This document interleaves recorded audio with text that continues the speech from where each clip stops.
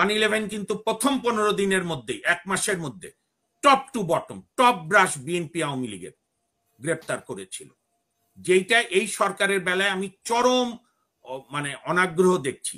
কি ডেইলি একটা আটটা করে আওয়ামী লীগের ধরছে, তাও কোথাকার নুরুজ্জামান কি রংপুরে বাড়িতে, তারা ধরুক, কিন্তু আজকে দুর্নীতিবাজদের গ্রেপ্তার কোথায়? আজকে যারা ব্যাংক লোপাট করলো তাদের গ্রেপ্তার কোথায়? এত রাজনৈতিক স্যাক্রিফাইস করার পরও তারা যে বাংলাদেশে কোনো সামাজিক সম্মান পায় না, সামাজিক মূল্যায়ন পায় না, যতগুলো কর্মী ততগুলোই ভোট, এর কারণ হচ্ছে তারা মুক্তিযুদ্ধ নিয়ে সঠিক মূল্যায়ন আজ পর্যন্ত করেনি এটি।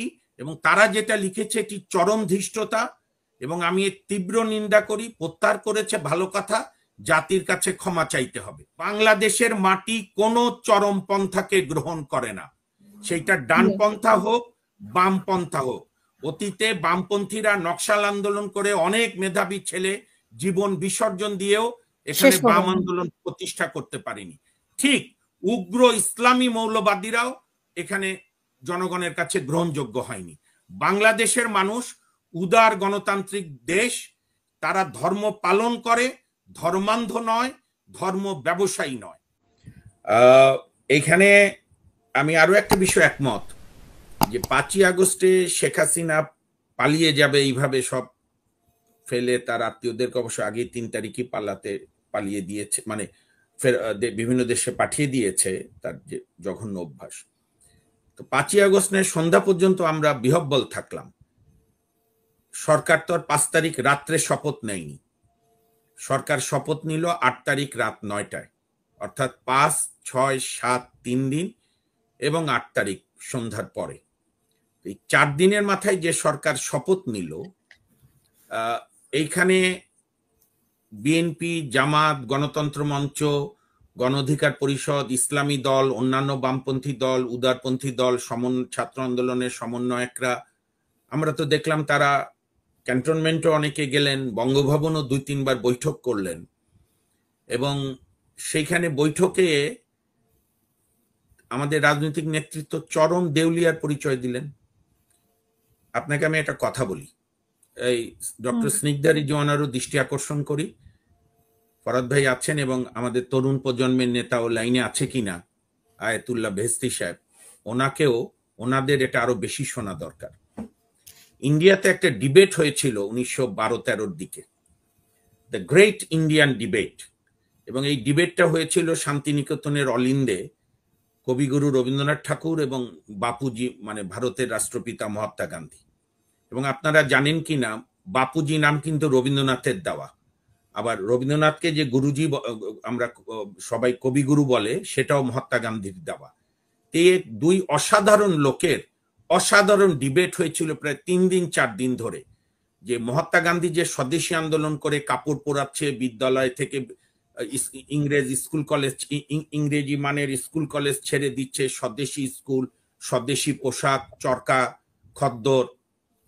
রবীন্দ্রনাথ আপনারা পড়েছেন অনেকে, তার ঘরে বাইরে উপন্যাসে কিন্তু রবীন্দ্রনাথ তার স্ট্যান্ড বলে দিয়েছে তার গল্পের এক চরিত্রতে। যাই হোক, তো সেই ডিবেটে রবীন্দ্রনাথ বারবার একটা কথা বলেছিল মহাত্মা গান্ধীকে, যে আপনি যোগ্য হন, আপনি যে কাপড় চুপড় পুড়িয়ে দিচ্ছেন, ব্রিটিশদেরকে তাড়াবেন, ঠিক আছে, আপনার দেশীয় বস্ত্র কোথায়? আপনি যে স্কুল কলেজ থেকে ছেলে মেয়েকে বের করে আনছেন, আপনার স্কুল কয়টা বানাচ্ছেন? তারপরে মহাত্মা গান্ধী, রবীন্দ্রনাথ ঠাকুর আরেকটা সাংঘাতিক কথা বলেছিল, এইটা আমাদের এখানে উপস্থিত সকল আলোচক এবং সারা বাংলাদেশের মানুষকে মনে রাখতে হবে। রবীন্দ্রনাথ বলেছিল মহাত্মা গান্ধীকে, যে আপনি এই যে ভারত মাতার যে কনসেপ্ট দিচ্ছেন, জেনোফোবিয়া ন্যাশনালিজমের আপনি উদ্ভব ঘটাচ্ছেন, অর্থাৎ উগ্র জাতীয়তাবাদ, ভারত ইজ দ্য বেস্ট, তার মানে আপনি বিশ্ব সভ্যতা, বিশ্ব মানবিকতাকে আপনি উপেক্ষা করছেন। দেখেন, রবীন্দ্রনাথ, মহাত্মা গান্ধীরা এমনি এমনি ইতিহাসের অংশ হয় না। আজকে ভারত পদে পদে অনুভব করছে যে উগ্র জাতীয়তাবাদের ফল কি, আজকে চরম হিন্দুত্ববাদী মোদী ক্ষমতায়।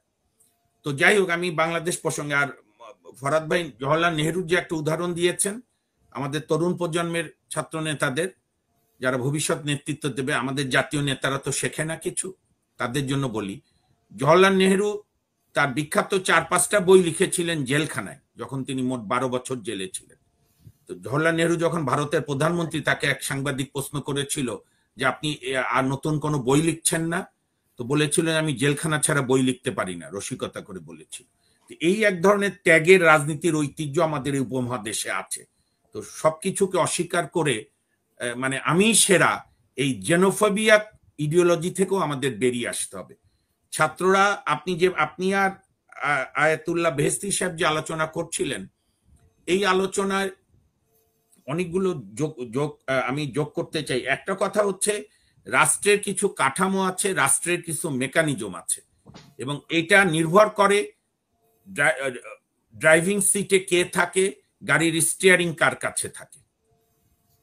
111-এর অনেক দোষ থাকতে পারে, হয়তো অনেকদিন ক্ষমতায় থাকার চেষ্টা করেছিল, কিন্তু এখানে ফরহাদ ভাই, ডক্টর স্নিগ্ধা, রিজওয়ানা এবং তখনও অনেক ছোট হতে পারে আমাদের ছাত্রনেতা আয়াতুল্লাহ বেহেশতি সাহেব, কেউ অস্বীকার করতে পারবেন না যে 111-এর দুদকের চেয়ারম্যান হাসান মাসুদ চৌধুরী, স্বরাষ্ট্র উপদেষ্টা আব্দুল মতিন, আর্মির চিফ মইনিউ, 9 ডিভিশনের চিফ দুর্নীতি প্রতিরোধ সেলের চেয়ারম্যান জেনারেল মাসুদউদ্দিন চৌধুরী, এর আগে বাংলাদেশের মানুষের আইডিয়া ছিল যে বিএনপি আওয়ামী লীগের কোন নেতার দুর্নীতি করলে তাদেরকে গ্রেপ্তার করা যায় না, জেলা নেতাকে গ্রেপ্তার করা যায়, কেন্দ্রীয় নেতাকে গ্রেপ্তার করা যায় না।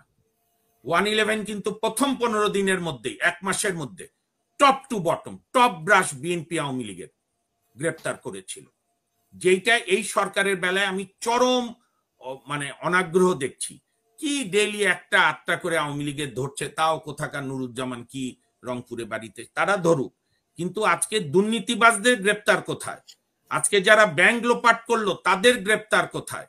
আজকে যারা, যখন আয়াতুল্লাহরা আন্দোলন করে তাদের সহযোদ্ধারা জীবন দিচ্ছে, আমরাও যে যার মতো সমর্থন করছি, রাজপথে আসছি, হাইকোর্টে ছাত্রদের অ্যারেস্ট করার প্রতিবাদে আমরা বলছি, আমাদের বারের এখনো সভাপতি খোকন সাহেব বলেছে আমাকে গ্রেপ্তার করো, আমাদেরকে গ্রেপ্তার করেন, ছেলেদেরকে ছাড়েন। আয়াতুল্লাহর মনে থাকবে বোধহয় 1 তারিখে মার্চ ফর জাস্টিস প্রোগ্রাম দিয়েছিল, তাই না আয়াতুল্লাহ সাহেব? 1 আগস্ট আপনারা একটা প্রোগ্রাম দিয়েছিলেন না, মার্চ ফর জাস্টিস, হাইকোর্ট উদ্দেশ্য করে? হ্যাঁ, তো সেইখানেও সবাই আমরা, বিশ্ববিদ্যালয়ের শিক্ষকরা তার ছেলে মেয়েদের বাঁচিয়েছে। তাহলে আমাদের রাজনৈতিক নেতৃত্ব, আমাদের বুদ্ধিজীবী নেতৃত্ব, ছাত্র আন্দোলনের যারা অভিভাবক হিসেবে বিশ্ববিদ্যালয়ের শিক্ষকরা দায়িত্ব পালন করেছে, সবাই আমরা এই দেউলিয়া পরিচয় দিয়েছি। কারণটা কি?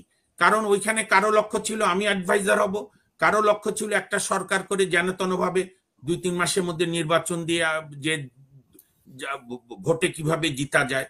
তো যাই ঘটুক, এখন তো এটার ব্যবচ্ছেদ করে লাভ নাই, যেটা ঘটে গেছে তাই বলে আমাদের 2000 ছেলে মেয়ের জীবনের আত্মদানকে বৃথা করতে দেওয়া যাবে না, 25,000-এর বেশি আহতদের আত্মনাদকে ভুলুণ্ঠিত করা যাবে না, এবং দীর্ঘ 16 বছরের যে লড়াই, সংগ্রাম, আত্মত্যাগ, রাজনৈতিক নেতা কর্মীদের খুন গুম, সবগুলোকে মিলে যে স্বপ্ন 72-এ ব্যর্থ হয়েছে, যে স্বপ্ন 90-তে ব্যর্থ হয়েছে, সেই স্বপ্ন এইবার ব্যর্থ হতে দেয়া যাবে না। এই ব্যাপারে আমি সরাসরি ডক্টর মোহাম্মদ ইউনূস সাহেবের কাছে অনুরোধ করি, প্রয়োজনে আপনি উপদেষ্টা বদল করেন, আর উপদেষ্টা নেন, ছাত্র উপদেষ্টাও যেরকম নেবেন, আবার বিভিন্ন বিষয় অভিজ্ঞ লোকদেরকেও রাখতে হবে। অভিজ্ঞতা, তরুণদের অদম্য সাহস, প্রেরণা, এগুলোর মিশ্রণেই একটা জাতি গড়ে ওঠে। আর এখন আসেন আপনি বিএনপি এবং আওয়ামী লীগের প্রোগ্রাম দেখেন। আমি আপনার বোধহয় পরশুদিনও আপনি আমাকে ডেকেছিলেন, I am grateful to you.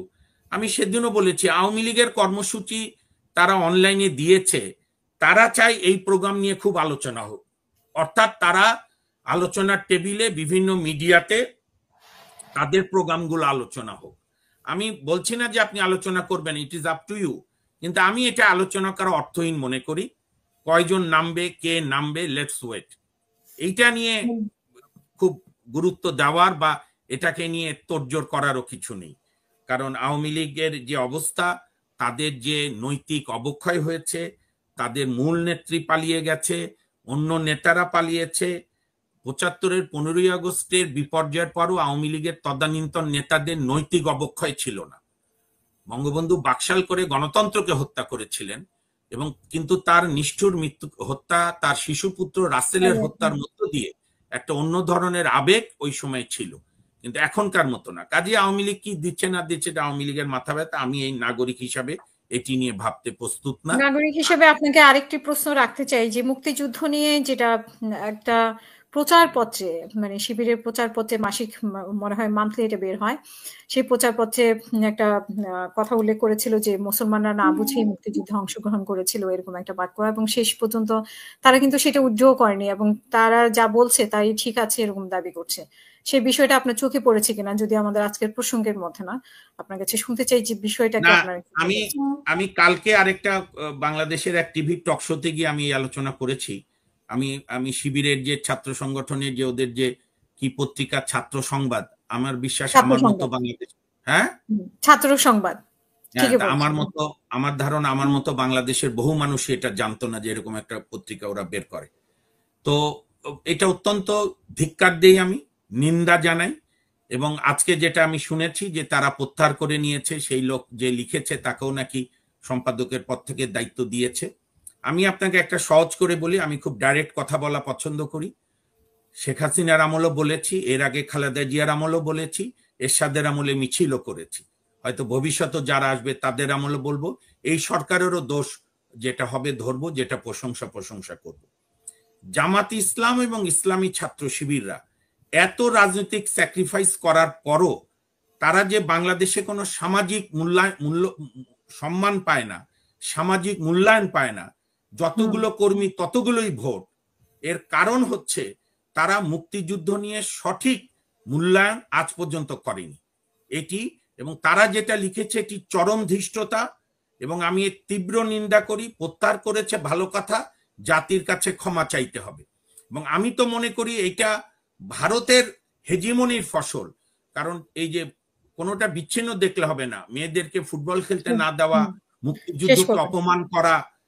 Sheikh হাসিনার বয়ানটা কি ছিল, যে আমি না থাকলে, আওয়ামী লীগ না থাকলে এখানে মুক্তিযুদ্ধ থাকবে না, নারীদের স্বাধীনতা থাকবে না, দেশটা একটা ধর্মীয় উন্মাদনার মধ্যে যাবে। আমরা তো বিভিন্ন জায়গায় এরকম দেখছি। এই যে ওয়াজ মাহফিলে যেভাবে দু একজন ওয়াজ করে বলছে মেয়েদের ঘরে ফিরিয়ে আনো, অত্যন্ত লজ্জাজনক।